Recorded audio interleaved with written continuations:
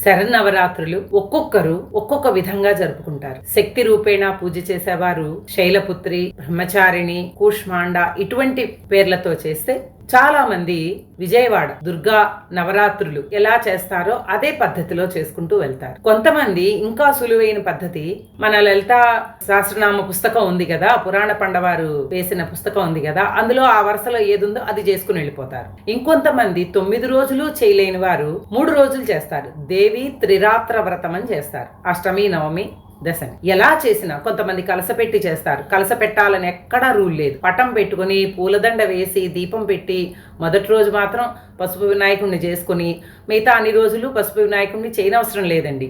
ఆ పసుపు వినాయకుడి మీద ఒక్క నీటి చుక్క వేస్తే ఆ తడి మెయింటైన్ అవుతుంది, అలా ఉంచుకోవచ్చు. ఇదొక పద్ధతి. మేము ఏమీ చేయలేమండి, ఏమీ పర్వాలేదు, మనసులో శ్రీమాత్రే నమః అని చెప్పి అనుకోగలం కదా. ఎన్ని పనులు చేస్తానో ఆ పని అయితే చేయగలం కదా.